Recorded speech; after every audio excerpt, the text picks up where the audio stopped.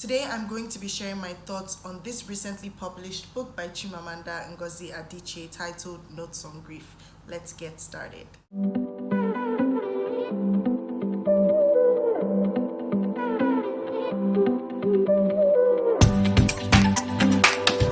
Hi guys, welcome back to my YouTube channel. It's Rachel here. As always, hit that subscribe button so you never miss a thing. You should also like this video so that it is referred to other viewers as well.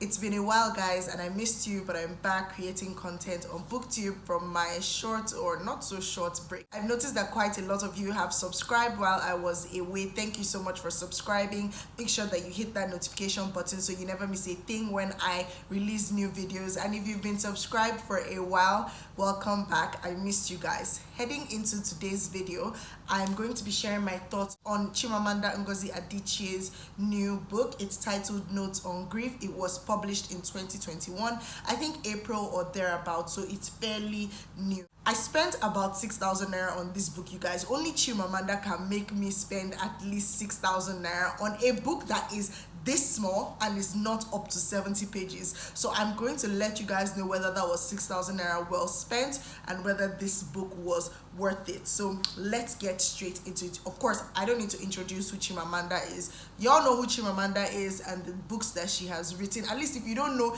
any other book, at least you know Purple Hibiscus. Like I said when I reviewed Zikora, this is a Chimamanda stan account. I really love her writing and I'm down for her writing. So of course I went into this book a little bit biased, but because I'm always expecting the best from her whenever I read her books, and that's the way I am with authors that I eventually connect to their writing. So when I see a new book that is published, I have a high standard for the book, and then eventually I read it, and in the case of this book, you know whether she met or exceeded my expectations in reading this book. But remember, she's not writing for me, she's writing for herself, especially this particular book because it's so personal to her.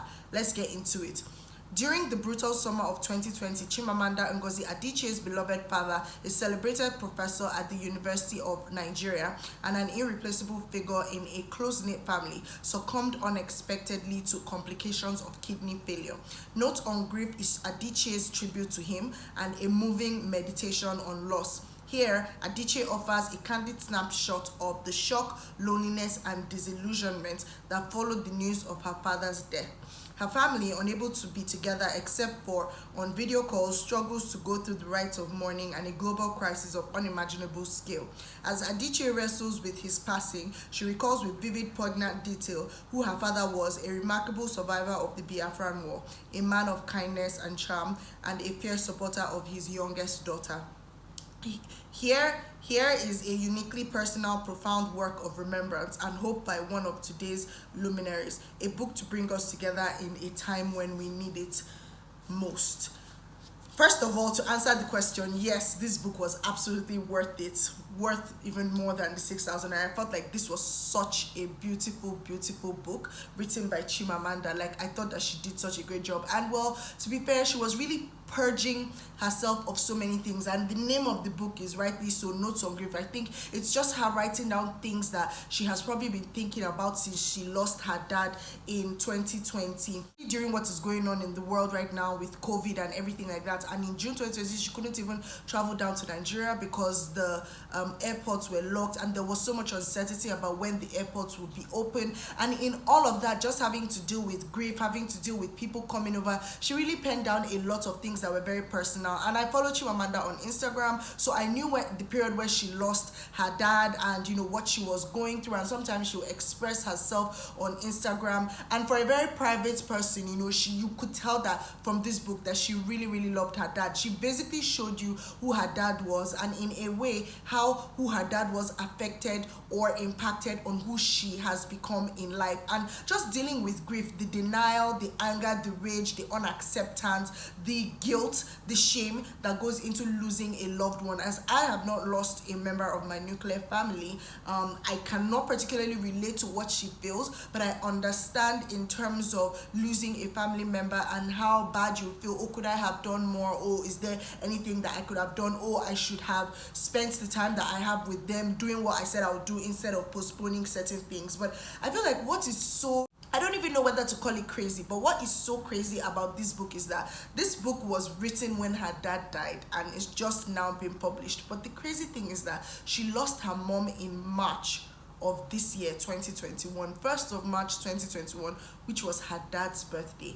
And she penned down something also so beautiful on Instagram titled how does a heart break twice? And for me, you could see that because in this book, in page 15, this lady literally writes, and I don't know whether this book got published after, I think it got published shortly after her mom died or so, but I think the book was already in print and everything ready to go. And in page 15, she says, 10th June 2020 was the worst day of my life. There is such a thing as the worst day of a life, and please, dear universe, I do not want anything ever to top it. And just seeing how barely a year later, on 1st of March, she loses her mom, and that was her dad's birthday. And you know, when I was reading this book, I mean, this is somebody else's grief story, so who am I to really speak to it as to what the universe was trying to do? But it's something that just came to my mind as to whether or not, because the way she described the love between her parents was so beautiful, and how she described her father, like, it was such a beautiful, beautiful relationship. And you could tell that she clearly adored him.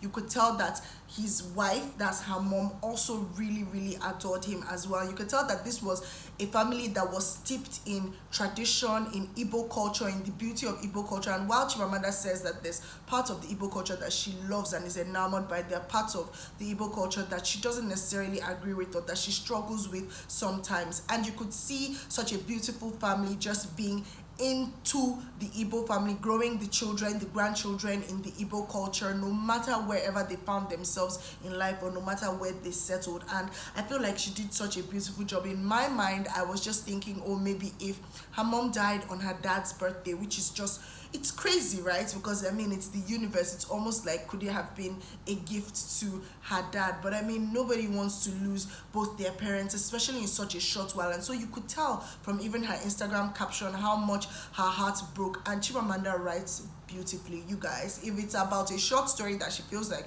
just penning down because she thought about something, or if it's an Instagram caption and she's talking about convention and getting rid of convention, if you guys follow her Instagram, you know what I'm talking about. Or if it's about her recently published essay in the midst of the controversies that she has been going through titled It Is Obscene, like, this woman actually writes beautifully. I'm not one to get into the personal lives of writers or authors or whatever, but I love when, like, if a body of work is beautiful, I would say that it's beautifully written. And I will not be like, oh, because this person doesn't necessarily agree with certain ideologies that I think in my head, then this person's work should be made to feel like as if it's not. And I will just keep on repeating how beautifully Chimamanda writes, and this book is one example of how she writes. Although she talks about grief and loss and pain, and you can literally feel the heartbreak in her as she's writing these words. This is such a lovely, lovely, lovely book, and it makes you think about a lot of things.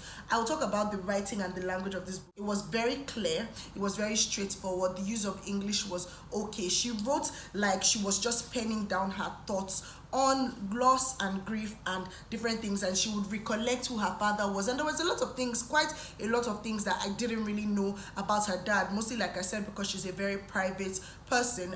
Like, for example, the fact that her dad was kidnapped, I think in 2015, and literally they had to pay ransom money and leave some money in some forest and, you know, get him out of there by paying money. And you can just imagine how traumatic that must have been for him or for her. And she just tried to explain what kind of person he was, even going through that ordeal and living with her mom, growing the kids, and the type of memories that she had. And also, I think she really wanted to document a lot of his life and his father or his parents' life, maybe during the war and during the things that he had gone through, but she never had the opportunity. And a lot of these things really made me think about things. I loved how in the book she expressed that, you know, in her dream, she woke up in the dream and saw her dad, and it was like, oh, thank God it's a dream that he has died. But this was in the dream. And then she literally pinches herself and slaps herself in the dream to wake up, to be like, oh, okay, it might be a dream, he actually is really dead. But then her own subconscious is in so much denial that it feels like as if her subconscious is betraying her. And that expression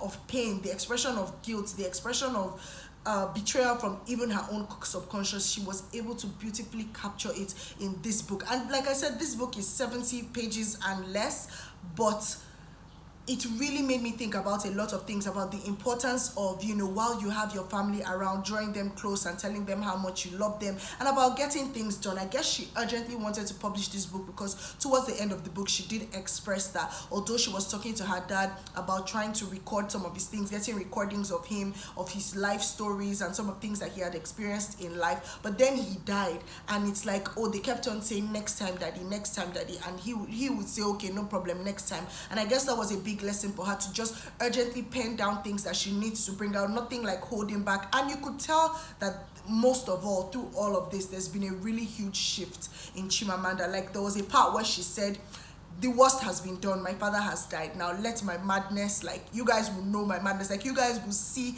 how crazy I am. And for someone who is very private and who likes to stay away from controversy while she is stating her truth or stating her own perspectives, be it in interviews or while she's giving a speech on stage, this is somebody who typically keeps to herself and does not particularly like a lot of controversy, even if controversy likes to follow her a lot. But just seeing her being so vulnerable to pen this down, it was just so beautiful to see. And of course, it evoked a lot of thoughts on pain, on death, on betrayal, on grief, on loss, on how, you know, the whole world can keep on going by while your life has shaken. And I think that when she wrote this and she penned all of this down, she felt like the worst had happened. And that also made me think about how you feel like the worst can happen and you can't possibly go on. But then she then lost her mom just how many months after this happened, and in her mind she was like, my heart has already broken, how can it possibly break twice, and in the most crazy circumstances. And you see, both her parents died in like what I would call like sudden circumstances. Like, yes, I think she was aware of what was going on with her dad and his kidney disease or so, and he was going to meet a specialist the next day after he died. And with her mom, it was a case of being transferred from one hospital to the other, and her, you know, trying to find, they couldn't even find out what was going on before it was, oh, your mom is dead. And I can't even imagine, because this is somebody who was like, the worst is done, my life is over, there's nothing you can do to me that will shake me now. And then how many months later, her world is rocked again and her heart breaks twice. And one only wonders what is really left of her if, like, you know, she has to go through this. But I think in terms of this particular book, it really evokes some thoughts in you that make you wonder about life, that make you wonder about grief, about pain. It's like, we all know that one day, for certain, we are all going to die. We know that our family members are going to die, but it never really cushions the effect when it happens, especially sometimes when it is quite sudden. And, you know, her father was like 88 or so, and people kept on talking about how, you kind of should have been ready for this, or, you know, I mean, just celebrate his life. And it's like, outsiders telling you how to grieve. You know, she also touched on that, on how people are always trying to tell you, oh, how it is, like, don't worry, at least celebrate his life, don't cry, oh, it's okay now, at least he was older. And it's like, but this person is not even, like, you don't even know the relationship between that person. You're just an outsider and you're telling people how to grieve. And it made me think about how sensitive we have to be towards people who are grieving. Like, they're never the right words to say, and sometimes your presence is just enough. And I know that she also told some people who had been grieving before her father died, like, oh, just find peace in the memories with him. And she started even resenting herself for saying those type of things, because she's like, I don't want to have only memories left of this person, I want this person to be here with me. And you could just feel all of her emotions. Like, I wonder what the editing process was like for this book, because it felt so raw, and I thought that it was a beautiful literary work all in all. I mean, I don't like the fact that these type of things had to happen for her to pen down something really beautiful like this, but it's just a book that makes you think about certain things in life, especially as it relates to grief, loss, pain, you know, guilt and shame. So I would definitely give this book a strong 4.5/5, mainly because, of course, I'm a Chimamanda book fan, and also because I thought she did a beautiful job in this book. Unfortunately, it had to come from a place of pain or whatnot. But I mean, if you guys have been looking at this and have been wondering whether or not to pick it up to read it, then I would recommend it for sure if you're looking for something beautiful to read. Thank you guys so much for watching my review on this book, and I will see you in my next video. Bye.